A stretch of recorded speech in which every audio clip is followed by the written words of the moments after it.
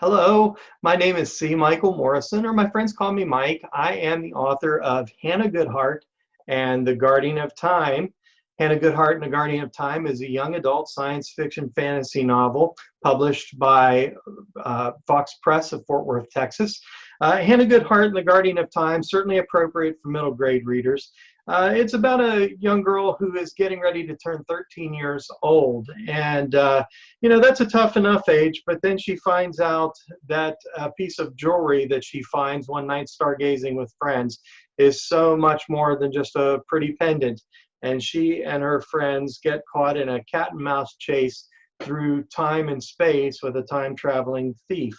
And the only person that can control the powerful pendant they have to find before the entire universe is wiped from history. So it's a fun book. It's a time travel book. I get to play with history a little bit, certainly some local history for the Dallas area. So I hope you have an opportunity to pick up a copy and to read it. I want to share a passage with you from Hannah Goodheart and the Guardian of Time, from chapter 10, entitled Strange New World.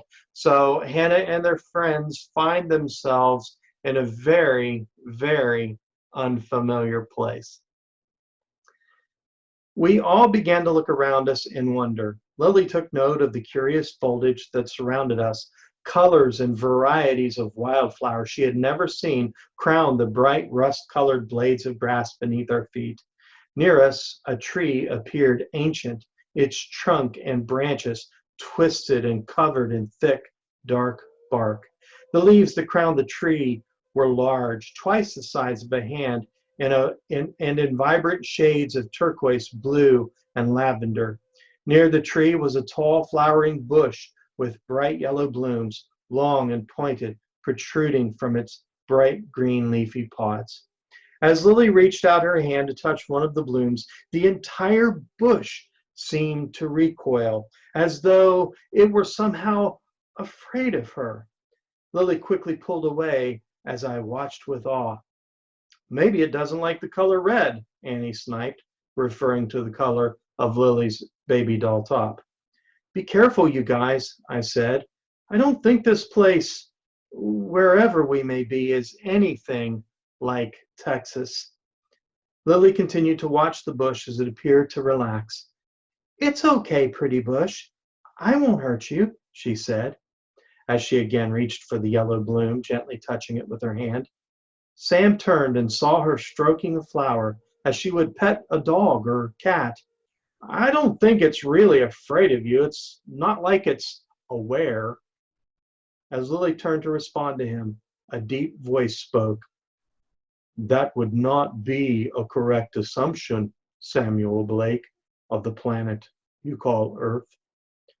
Stunned, we slowly turned to see what appeared to be a man standing, towering over us. My daddy was over 6 feet tall, but this guy was way taller, like he would probably hit his head on a basketball rim tall. With skin dark like copper or bronze, he had a glassy sheen, which, when it caught the light, sparkled like glitter in every color of the rainbow. His chiseled features were strange and alien, but not so unlike that of a human, which, as hard as it was for me to take in, he clearly was not. The rolling vertical ridges of his oval-shaped head and the small triangular shapes of his ears were most curious to us as we carefully studied him. He wore a white robe which flowed to just above his knees, and over the garment a gold and silver breastplate caught the light and glimmered with brilliance like fire. In his long, bare, muscular arm, he cradled a matching helmet, which I immediately noticed was decorated with the similar characters and markings as the charm that Hesiod had just taken from me. I should have been afraid. We all should have been afraid, but we weren't.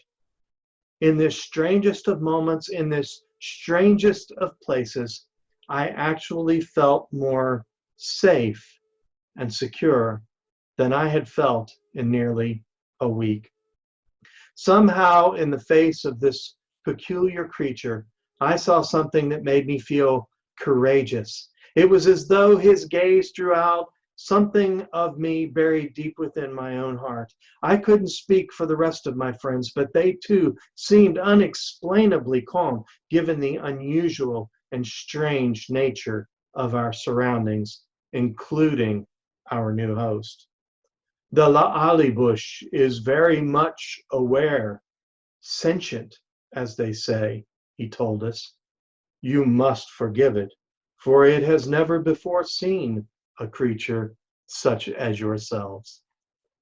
Well, again, Hannah Goodhart and the Guardian of Time, written by me, C. Michael Morrison. Mike, published by Fox Press, available everywhere fine books are sold. Listen, we're all shut in right now. I can't think of a better time to grab a great book and read. Enjoy the rest of your day. Thanks for listening.